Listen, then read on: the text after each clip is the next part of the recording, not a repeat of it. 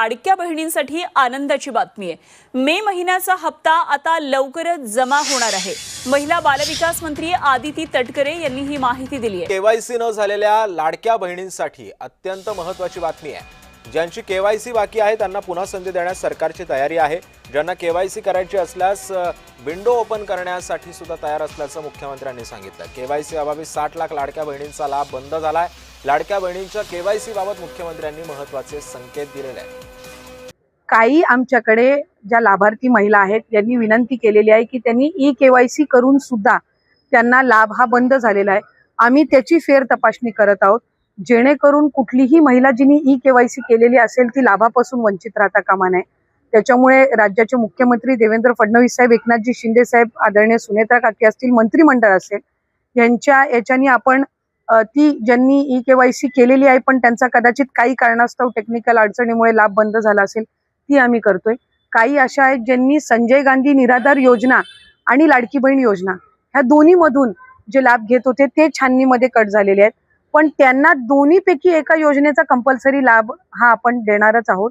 त्याच्यामुळे जे अशा बाय डिफॉल्ट दोन्हीकडे लाभ घेत होते आणि दोन्हीकडनं त्यांची नावं कट झालेली आहेत, त्यांना दोन्हीपैकी एका योजनेमध्ये तरी 100% त्याचा शासकीय ह्या योजनांचा लाभ हा मिळणार आहे। काही आरटीओच्या संदर्भामध्ये तक्रारी केलेल्या आहेत। यातल्या 80 लाखामधल्या जवळपास 3-3.25 लाख हे आरटीओचे आहेत ज्यांचे वाहनं आहेत पण ते लाभ घेत होते।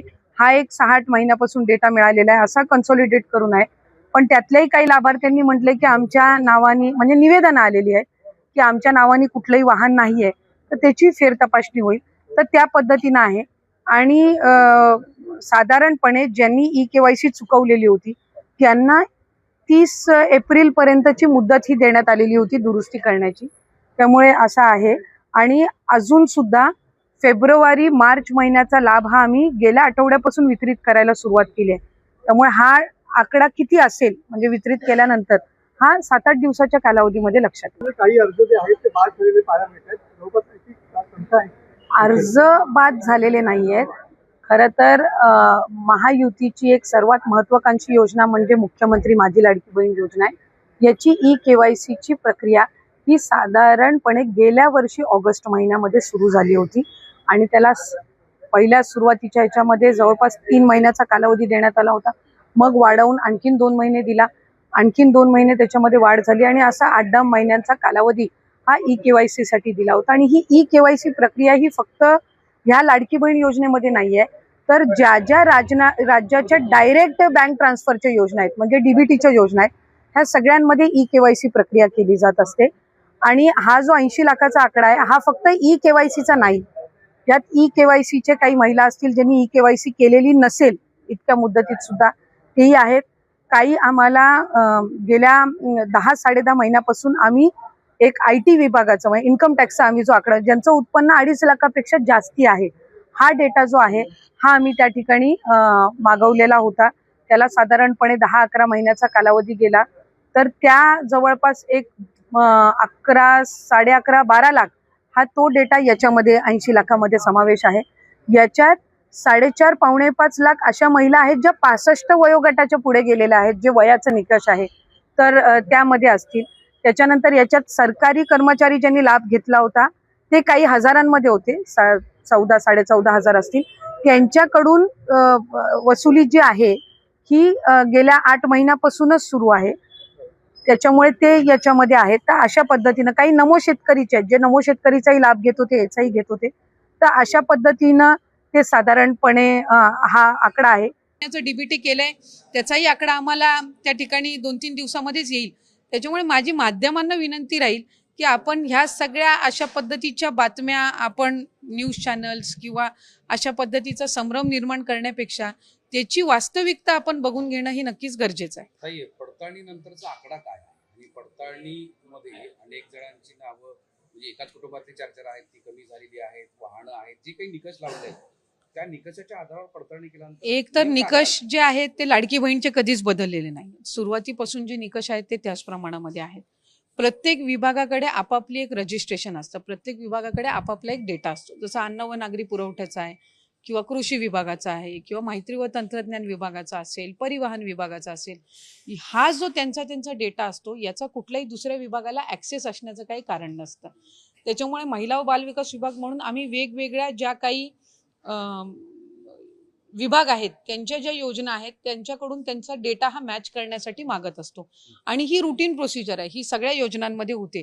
फक्त लाडकी बहीण योजना ही सुरुवातीपासून फारच प्रसिद्ध आहे, ती महिलांमध्येही पॉप्युलर आहे, ती विरोधकांमध्येही पॉप्युलर आहे आणि ती लोकप्रतिनिधी म्हणून आमच्या सगळ्यांसाठी किंवा महायुतीच्या सरकारसाठी सुद्धा महत्त्वपूर्ण आहे. त्याच्यामुळे साधारणपणे प्रत्येक जी स्कीम आहे याचं डेटा व्हेरिफिकेशन, त्यांची ऑडिट, ह्या सगळ्या गोष्टी होत असतात. आता साधारणपणे लाडकी बहीण योजनेच्या मध्ये सुद्धा आम्ही डिसेंबर जानेवारी महिन्यामध्ये कृषी विभागाचा आम्ही डेटा त्या ठिकाणी मागवला होता. म्हणजे आम्ही मागवला होता खरं तर ऑक्टोबरच्या आधी, पण मधल्या कालावधीमध्ये आचारसंहिता होती विधानसभेची, त्याच्यानंतर आम्हाला तो डिसेंबरच्या अखेरीस जानेवारीच्या पहिल्या आठवड्यामध्ये प्राप्त झाला. मग त्याच्यामध्ये जे नमो शेतकरीचे लाभार्थी होते ते आम्ही लाडकी बहीणमधून त्यांना 500 रुपये आणि नमो शेतकरीमधून 1000, म्हणजे एकूण त्यांना 1500चा लाभ अशा पद्धतीनं त्यावेळेला रुजू केलं. अन्न व नागरी पुरवठाकडनं तर आम्हाला जे शिधाधारक असतात किंवा जे तुमचं पिवळा आणि केशरी कार्ड धारक असतात तो डेटा त्या निमित्ताने मिळाला. परिवहन विभागाकडनं एक काही मर्यादित आम्हाला डेटा मिळाला. IT चा म्हणजे इन्कम टॅक्सचा आम्ही डेटा केंद्राकडून मागवला होता, तो आम्हाला या आठवड्याभराच्या कालावधीमध्ये ती एक आम्हाला अपेक्षित आहे की त्याचं एक इम्प्लिमेंटेशन विभागाकडून त्या ठिकाणी होईल. मधल्या कालावधीमध्ये माहिती व तंत्रज्ञान विभागाने एक 26 लाखाच्या डेटाची आम्हाला माहिती दिली. आता एक गोष्ट आपण समजून घेणं आहे की त्यांच्याकडे जितका डेटा आहे तो सगळा त्यांनी दिला, त्याच्यानंतर आम्ही त्याच्या क्रॉस व्हेरिफिकेशनची सुरुवात केली. आता त्या 26 लाखामधले 2,63,00,000 जे काही रजिस्ट्रेशन झालं होतं याच्यामध्ये सुरुवातीच्या कालावधीमध्येच अपात्र झालेले पण, अपात्र ठरवलेले पण बरेच आहेत, कारण तो एक डेटाचा चंक आहे. तर त्याच्यातले त्या 26 लाखामधले 26 लाख काही बाद नाही झालेले आहेत. त्याचं आम्ही क्रॉस व्हेरिफिकेशन ची प्रोसिजर आम्ही केलेली आहे. अंगणवाडी सेविका, मदतनीस या ग्राउंड लेवलवर जाऊन त्यांनी प्रत्येक ठिकाणी व्हेरीफाय केलेलं आहे आणि ती आमच्याकडे साधारणपणे या ह्या एखाद आठवड्याच्या कालावधीमध्ये ते सगळंच आमच्याकडे जे काही एकत्रीकरण आहे त्या सगळ्या जिल्ह्यांचं रिपोर्टचं तेही आम्हाला प्राप्त होईल आणि त्यानुसार जे पात्र लाभार्थी आहेत त्यांना लाभ त्या ठिकाणी सुरू राहणारच आहेत आणि त्या डेटामधले जे अपात्र आहेत, जी काही असतील 2-4 लाख 5 लाख जी काही असतील, त्यांना निश्चितपणाने त्यांचा जो लाभ आहे तो त्या ठिकाणी जो थांबवण्यात आलेला आहे तो कंटिन्यू तसाच राहील. या काही नवीन गाईडलाईन्स नाही आहे, ओरिजिनली सुद्धा या GR मध्ये नमूद करण्यात आलेल्या होत्या. KYC साधारणपणे DBT पोर्टलवर ज्या काही स्कीम्स राबवल्या जातात त्या सगळ्यांना KYC ही प्रक्रिया फॉलो केली जात असते. साधारणपणे 91 अशा योजना आहेत ज्याच्यामध्ये KYC हे त्या ठिकाणी रुटीन ही प्रोसिजर आहे आणि तीच लाडकी बहीणमध्ये पण आहे.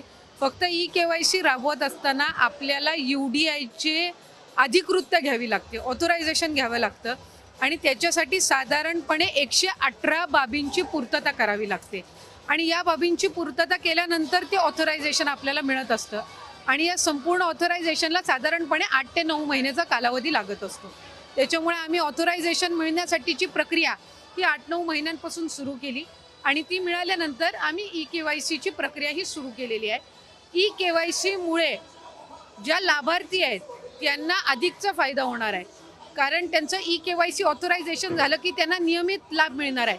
म्हणजे या ज्या तक्रारी आहेत की 1 महिन्याचा लाभ मिळाला, दुसऱ्या महिन्याचा मिळायला विलंब झाला, तिसऱ्या महिन्याचा त्या ठिकाणी थांबला गेला, तर या सगळ्यामध्ये सरळता आणि त्याचबरोबर सुलभता ही त्या निमित्ताने येणार आहे.